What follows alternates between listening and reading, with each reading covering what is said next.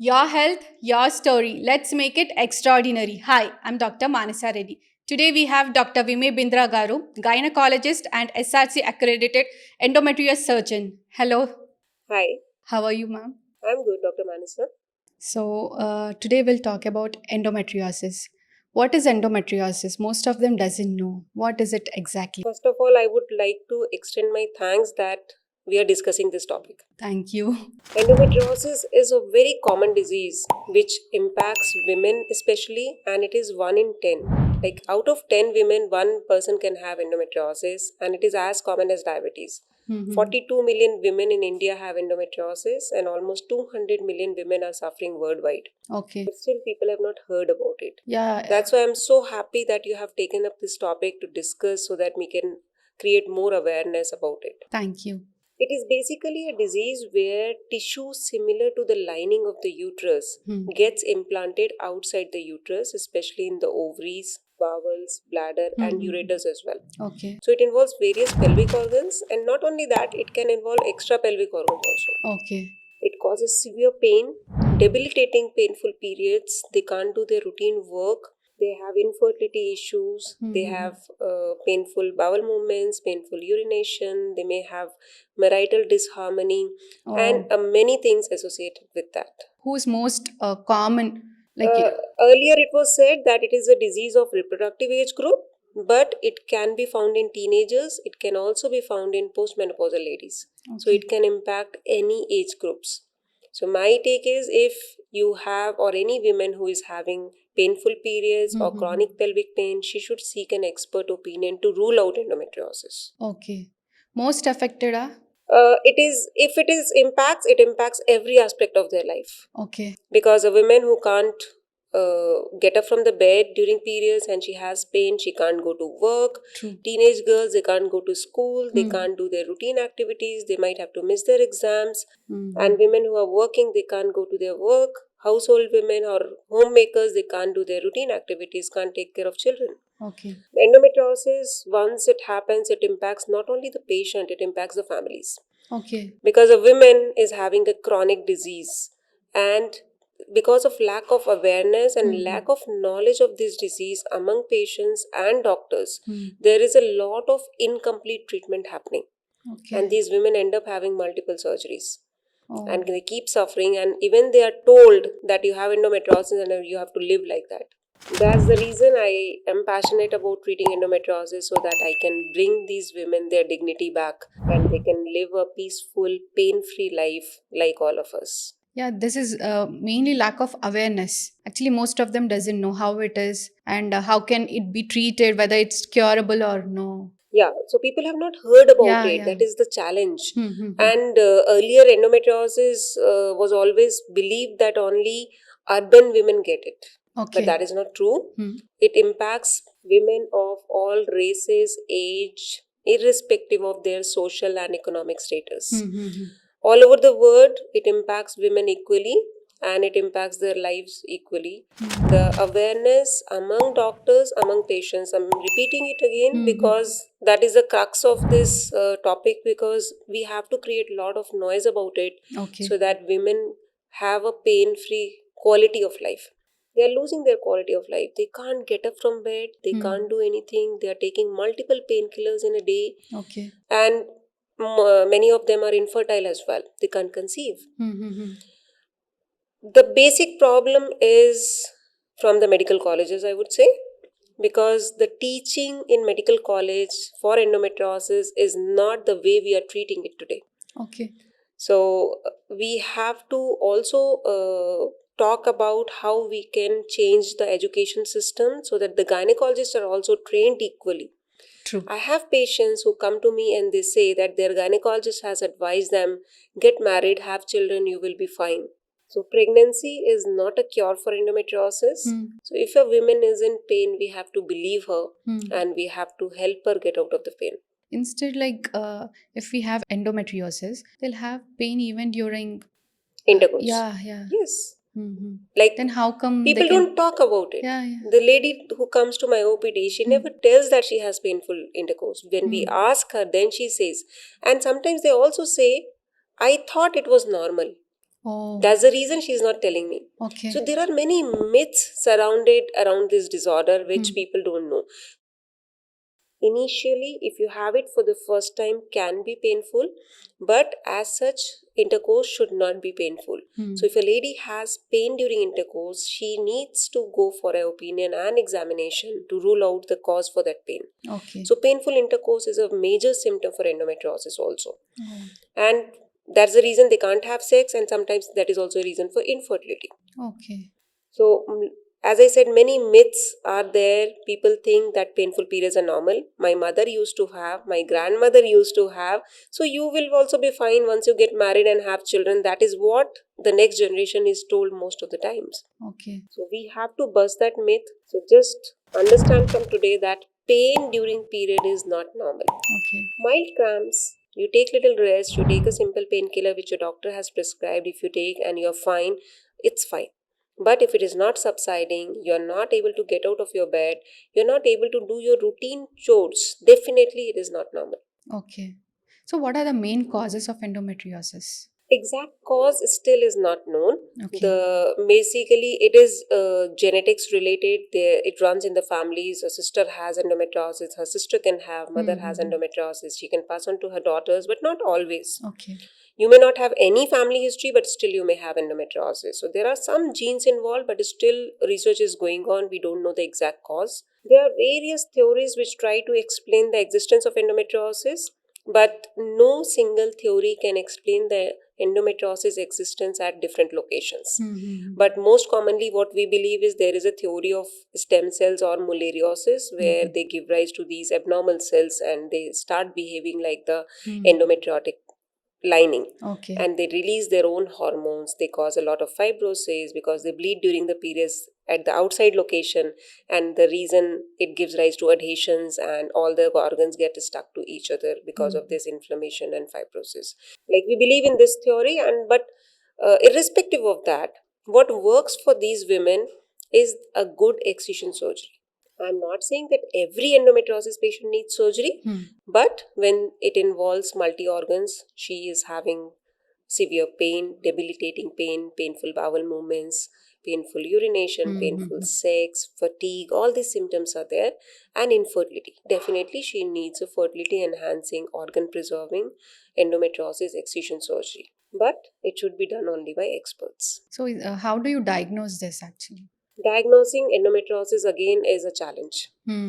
Most of the time it is missed because doctors also tell patients that pain is normal. So first of all, we don't listen to the patient. Yeah. So if we listen to the patient and we look into all her details, clinical diagnosis can be made then and there. After that comes the role of imaging. So we do a transvaginal ultrasound Okay. and we map the disease at different locations. Now, as I said, surgery should be done by experts. The scan should also be done by experts. Oh. So, invariably, many a times we get normal ultrasound report. In spite of that, they may have a lot of endometriosis. So, when done by experts, they give us the mapping of the disease, like where all the disease is present, and then we plan their surgery. Okay. If not ultrasound, MRI can also be useful. So it depends on the different centers what they use. So we rely on both ultrasound and MRI for mapping the disease for our patients. Okay. Then how is the treatment? Is it different for different conditions? Are there any stages in this? There are some stages in endometriosis, but stages is basically old school of thought. Stages is for cancer. Now, there is no prognostic value to this staging system in endometriosis, which we had been using earlier. Now, stage 1 disease, like minimal disease, patient can have very severe symptoms and they have debilitating pain, can't even walk. And stage 4 patient where extensive disease is there, they may not have any symptoms. So that's the reason staging does not help us in prognosticating the disease. So staging, let's reserve it for the cancers. Okay. So nowadays we have started using a disease location. So there is a #Enzian classification which we are using for the disease localization, like which compartment of the pelvis is involved, where exactly is the disease. So Okay. we give a code to it, and we know that, and that's a scientific language all doctors can understand. Oh. So we know that location of disease is more important than the stage of the disease. So that's the reason patients also ask me the same question, which disease I am in, because they know about it. They have read on the internet that endometriosis has stages, but staging does not help us. To devise a treatment plan for our patients, we need the disease location than anything else. Okay. Now, how do we give the treatment to our patient? One size does not fit all is the thing I will tell you, because for endometriosis, yes, there are some medicines available, but medicines are temporary. They can give them some symptom relief, but usually they will not remove the disease. The disease will still be there. But yes, for some patients, when really they don't need surgery or the disease is not very extensive, not damaging any organ, we can give them some medications. But second part is the fertility. If the patient is trying to conceive, then there are certain treatments which we give them. Okay. But with the disease, fertility treatments also do not have very good success rate.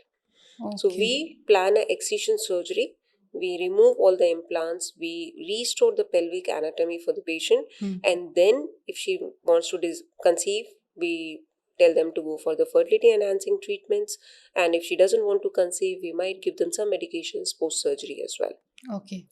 The aim of treatment is to improve quality of life, be it fertility related or be it pain related. Okay. So there are different variety of treatments available, but then we have to tailor the treatment according to the patient's age, her disease status, her requirements. So, is there any recurrence in this?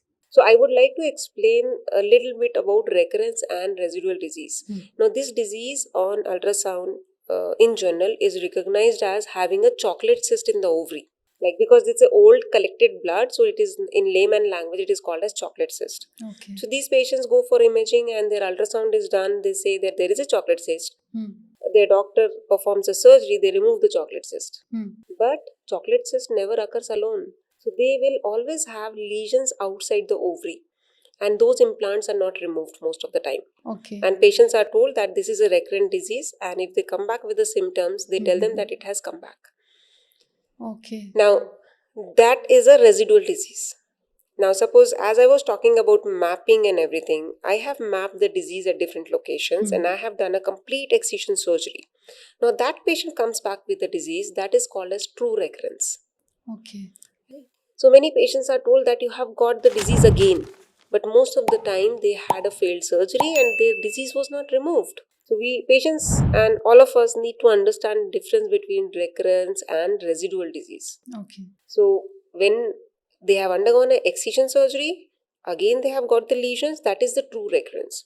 So in good centers where we deal with the multiple high volume endometriosis excision surgeries, the recurrence is 3 to 5% only. But if you go out, talk to the patients who are coming from different areas, they are told that recurrence is 80%. Why? Because disease is not removed. That is difficult to understand, I can make out, and even it is difficult to make my patients understand this phenomena. So in my practice, I teach them that recurrence is of 3 types. One is, I did a surgery, recurrence, they come back with the symptoms, I did a imaging, there is nothing on that. So that is recurrence of symptoms. Okay. She comes back, there is no symptom, she is doing well, no pain, I do a imaging, I find a small lesion. So recurrence of lesion. Okay. And there is a third type of recurrence when she comes back after surgery, maybe a year, 2 years later, she has pain as well, symptoms as well. Also, there are lesions on the imaging. So these are the 3 types of recurrences which we classify in our practice. Okay. But as such, we need to understand the difference between recurrence and residual disease. So this disease is infamous for being very recurrent. That's the reason patients don't want to go for surgery. Okay. But a good surgery with pre-operative mapping, when we excise the disease, the recurrence chances are very, very less. Okay. Why do you think there is no awareness even with the doctors, how they're treating and all? Yeah, so when I studied my post-graduation, the endometriosis was not taught the way I'm treating today. So there is a gap in education system. So when we are studying gynecology, I urge even government and policy makers that they should separate this branch and make it a super specialist branch. Okay. Like we have MCH in various subjects. We have after the post graduation, there are multiple courses where they go for super specialization. So endometriosis deserves that. Okay. So they need a dedicated team, they need a dedicated time for studying this subject. So those 3 years are not sufficient to understand this. Because those 3 years we are understanding everything. We are understanding obstetrics, how the babies are born, we are understanding gynecology, fibroids, and many disorders. As a whole, we are studying a women reproductive system. But to understand endometriosis, you need dedicated at least 1 to 2 years of after the post graduation. You need that time Okay. from a specialist to understand this disease and manage this disease in a multidisciplinary manner. So we are not taught properly. There is a gap because I think it is not getting so much importance. It's a women's disease. Had been a men's disease, it would have got the limelight. Yeah. So you have heard about diabetes, right? Yeah. It is as common as diabetes. You have heard about asthma, Yeah. right? Asthma, same. It So is it's as that common as common. asthma, yes. But we are But not heard still. yes, it is not getting the attention it needs. Okay. So how are robotics taking over now in this endometriosis? Is it robotics best or the laparoscopies? You can imagine robotics like you are giving me a supervision and superpowers. Oh. But ultimately, is the skill of the surgeon which is most important. Yeah. Be it laparoscopy, be it robotics, it is a tool in a surgeon's hand. So if a surgeon knows excision surgery, they can use a tool which suits them best. But robotic has certain advantages in such complex cases where we navigate through difficult areas like near the ureter, we go near the rectum, bowel, bladder, and all those areas. Definitely, the tool is advantageous in terms of 3D vision, the precision it uses, the electrosurgery it has, and the rotation of the instruments. It's fantastic. So my patients also ask me the same question, doctor, which is better? I say your surgeon should be better first, and then comes the tool. But if you give me the choice to choose a tool, I will choose robotic. So it is, yes, it is a aided tool which enhances my surgical abilities. Okay. The mapping and all is also done with the robotics only. No, the mapping we do on ultrasound or MRI. Okay. But as if I go inside the abdomen on endometriosis patient where they have a stage 4 disease, if I say in those terms, usually it is a frozen pelvis. Everything is stuck to each other. So I can't understand what is beneath, what lies beneath. So mapping we do to know the disease extent and locations. Okay. So that I cannot see with the naked eye. So imaging helps me in that. Okay. Now with artificial intelligence, we are able to map disease surgically also. Like there are some tools which are in research and development where once you go in, that it will give you a whole 3D model of the pelvis where the diseased areas are there. Oh. And you can go on excision and you can plan your surgery in a better way. So definitely AI is coming in a big way to help us enhance our surgical outcomes. But mapping preoperatively is still mandatory. We need to do that. Counsel the patient. We have to talk to the patient what surgery I'm going to do, what complications they can have, which team members will be involved with me. If rectum is involved, I'll involve a colorectal surgeon. If bladder or ureter is involved, I might involve a urosurgeon. And sometimes we also involve a cardiothoracic surgeon because it might involve the lungs and thorax, if you are aware of that. So endometriosis is not a pelvic disease anymore or a reproductive disease. It's a whole body disease. Okay. So we have patients where during the periods they may come with a pneumothorax or hemothorax because the implants have ruptured and they bleed inside the lungs. Okay. So we might have to do excision from the diaphragm or also from the thoracic cavity. So we need to have a multidisciplinary team which is headed by a gynecologist who is trained in endometriosis. So how do you support them mentally? Because it's most common disease, but the thing is not much known to everybody. So how do you give them mental support? It's not only for the patient, it's like a family member. Right. So first of all, family members are the first support. They should understand what she's saying. Hmm. Most of the time, people don't believe her. True. That's And then they also tell them that it is all in your head. true, And that's exactly. not true. So if she's saying there is a pain or there is a discomfort, first of all, we need to believe her. Hmm. So that is what we do. First of all, we just listen to her Hmm. and we want to know what she's going through. Hmm. And then once the diagnosis is done, we need to talk to her regarding the outcomes of the procedure and fertility outcomes, how it is going to impact her overall life and her quality of life. But that is not enough. As you said, how we support them. Yeah. So they might need counseling sometimes. We should have a therapist or a counselor who will counsel them and walk them through the whole journey. But if they meet the right expert, the trajectory of their recovery can be absolutely fantastic and they can have a very good quality of life. Okay. So after the surgery also, is there like any chances for the pregnancy and all? Or is it rare? You see, there are patients who have endometriosis and they conceive spontaneously also, but 40 to 50% of patients may have infertility. Hmm. So these infertility patients, when we do the excision surgery, it is usually a fertility enhancing surgery. So when we remove these deep endometriosis implants from different locations, it enhances their fertility for spontaneous pregnancy as well as assisted treatment pregnancy like ovulation induction or IUI or sometimes IVF also. Okay. But sadly, because of delay in diagnosis, sometimes these patients come to us very late when they have already lost their ovarian reserve. Okay. So ovary has a capacity, ovary has fixed number of eggs. So slowly over the years, when endometriosis is not treated in time, because there is a delay in diagnosis or the right treatment was not given to her, she might lose all her ovarian reserve over time. Okay. So by the time they come to us, they may not have any eggs left behind. Oh.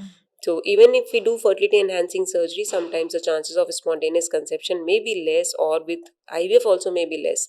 In those cases, patients might have to opt for donor egg IVF. So if, they use the husband's sperm, they use eggs from somebody else and they fertilize, and we can transfer to her uterus only. Okay. So she can carry a pregnancy, no doubt, but then it is from the donor eggs. Now, these all things are very important, and as I initially said, the tailoring of the treatment. So, everything is based on the patient's disease status and fertility, like ovarian reserve and other factors. We decide all these plans. Do you remember in your experience any complex surgery or you felt like it's too tough, but you came out with beautiful results? We do challenging cases Yeah, most of the almost time. every day. Yeah. We map the disease. Our challenges are overcome when the patient gets back to her previous life.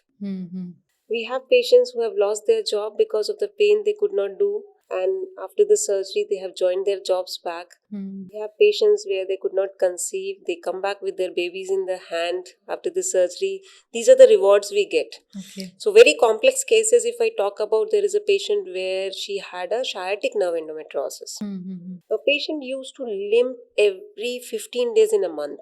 Very painful limping movement. She cannot walk for those 15 days. She went to neurologist, she went to neurophysician, pain specialist, several gynecologists, orthopedician, and everyone, and nobody could diagnose her. And then we diagnosed her, and this was a very unusual case. It is third case in the world. Okay. So sciatic nerve endometriosis is not very common but seen, but this was an extra pelvic sciatic nerve. This was outside the pelvis.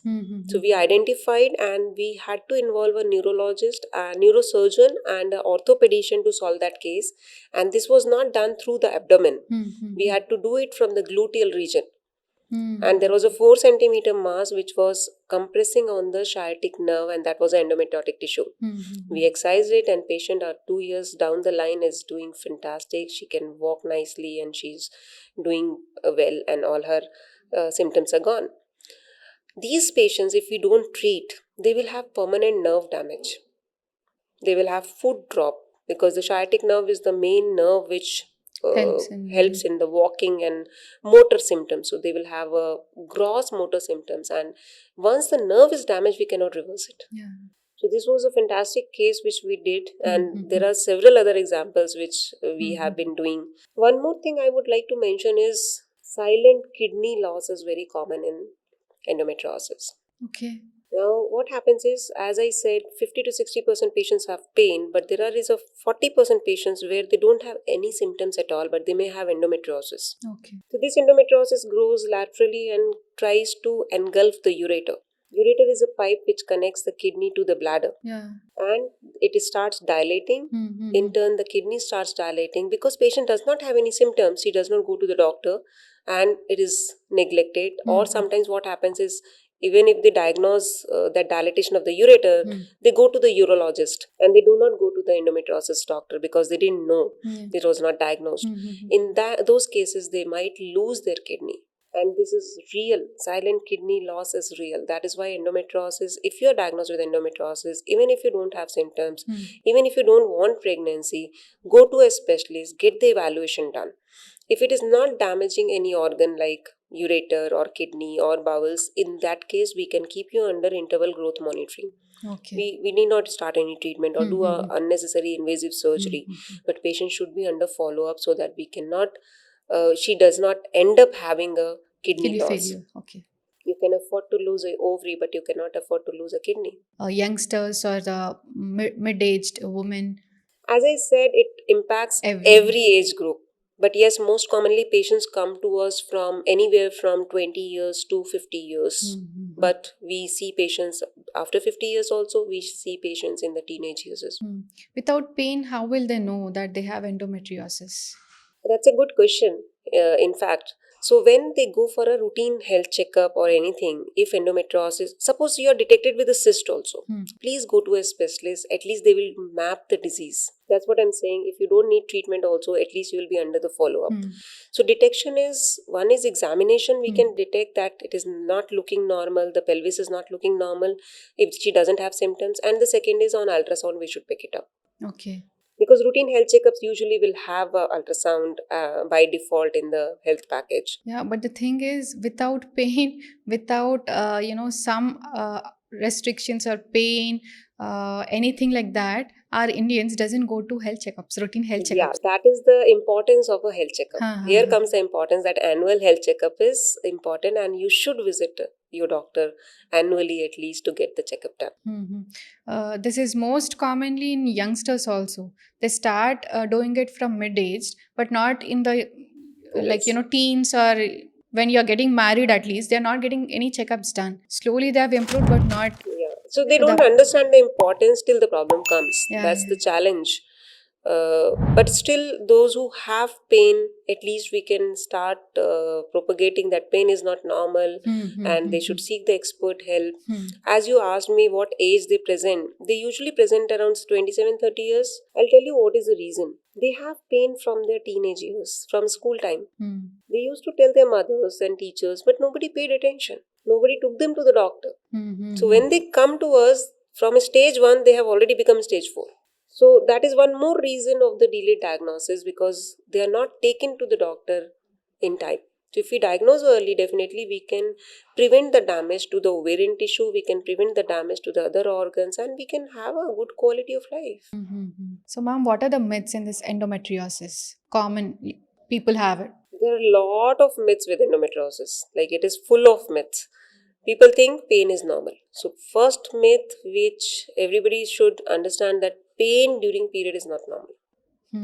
Second is, most of these patients are also told that pregnancy cures endometriosis. So pregnancy is not a cure for endometriosis.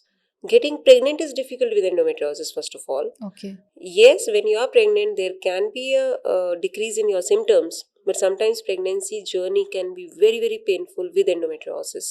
Hysterectomy is not a cure for endometriosis. People are offered that hysterectomy, let's remove the uterus, the problem will be solved. So, as I said, this disease is outside the uterus. So, it is like removing a kidney for a liver disorder. So, the disease is outside the uterus, so we need to remove the disease and not the uterus. Uterus is not going to do anything until unless uterus has a disease called as adenomyosis. Now, in 40 2% of the cases of endometriosis, they may have associated adenomyosis. Hmm. Adenomyosis is kind of a sister concern, and it is like an endometriosis of the uterus. So if you have adenomyosis and you are symptomatic and at an appropriate age, if you go for hysterectomy, then it's justified, but not for endometriosis alone. At right age means at what age can they go for surgery? There is no right timing for surgery. Okay. You are talking about hysterectomy or you are talking about So hysterectomy as such, there is no right age. We have patients of adenomyosis at a very very young age, like 30s, in early 30s, but their life is hell. They have a almost 4 5 months size of uterus, pregnancy size, Hmm. around 24 28 week size of uterus. In those cases, hysterectomy is justified in early age group as well. Okay. But if they have only endometriosis, hysterectomy is not justified at all until unless they also have other issues related to the uterus. So ideally, in the perimenopausal age group, hysterectomy is justified along with the endometriosis excision, but definitely not for younger patients. So many a times patients are coming to us, their uterus is removed and they were told endometriosis will not come back, but endometriosis was not removed and her symptoms don't go away. They keep suffering in pain for years together. So these three myths are the worst myths, I would say. They are associated with endometriosis. Pain during period is normal. Pregnancy cures endometriosis. Hysterectomy cures endometriosis. These should be eliminated. These words should be eliminated from everywhere. True, true. So these are the things, these are ingrained in people's minds. It's very difficult to erase them. So we are trying our best. So I am also the founder of Endometriosis Foundation of India, where we are trying to raise a lot of awareness for people and also doctors. So we do run a training programs, as you said, how we can improve the knowledge gap for the physicians. So we are training the gynecologists, we are showing them how the surgeries are done, how you should map the disease, how to handle the complications. Also we are educating school children. Many women health organizations we are associating with to do these programs. And also we do annually a yellow ribbon run.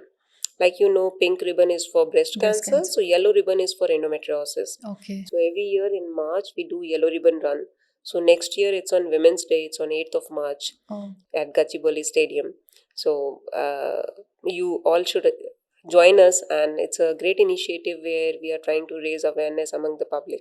definitely it will be from our side. We'll be helping you and the viewers also, because there is, I've seen you sitting here in this place, like, many of the diseases are not even known to me also. After educating myself this much also, there are so many specialization. We don't know when we get some disease to go to the particular doctor, whom to visit.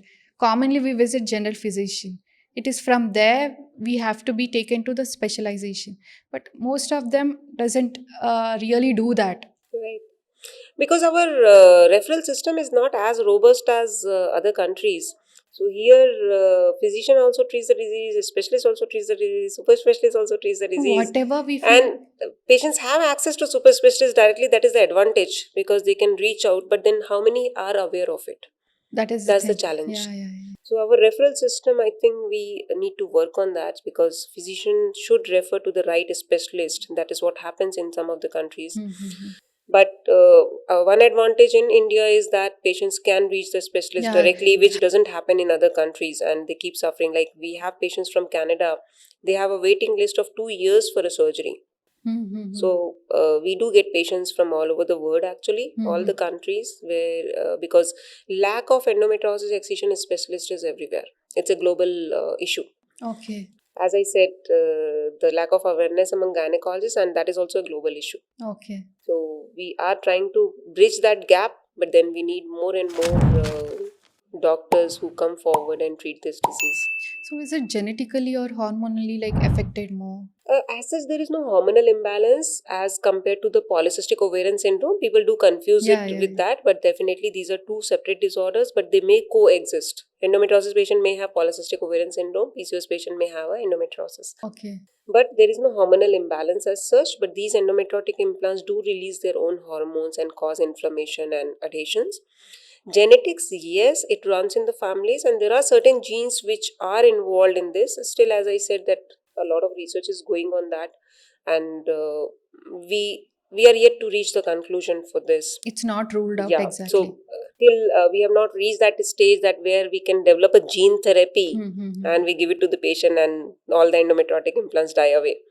So till we reach there, we need more and more excision surgeons and more care for these patients. So how, like, if a girl or a woman knows that she's having pain during periods or during intercourse or something, she can directly come, or she need to get anything diagnosed, tests or something? She should just seek a expert opinion. She may not have endometriosis, that's fine. But don't ignore a symptom which is bothering you. That is the point only. If they consider that they cannot do their routine activities, it is hampering their activity, definitely they should just seek a opinion.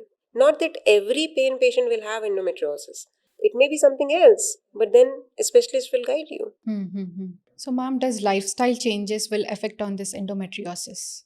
As such, endometriosis is not a lifestyle disorder like polycystic ovarian syndrome where you can treat it with the lifestyle changes. Endometriosis, yes, incorporating good lifestyle can definitely help you manage your symptoms better. Like anti-inflammatory diet, there are some anti-inflammatory foods which we include in the diet. Definitely these patients experience less pain. The endometriosis flares are less. So they should switch over to an anti-inflammatory diet in consultation with a nutritionist and a dietitian. They can incorporate those meal changes. And some pelvic exercises definitely help for some of the patients. So they have a lot of pelvic pain. Even after surgery, sometimes they have pain. So this pelvic physiotherapy and release of these fibrotic things definitely helps in managing their symptoms in a better way. Not a lifestyle disorder, but incorporation of these things along with the other treatment modalities in consultation with your doctors definitely helps them a lot.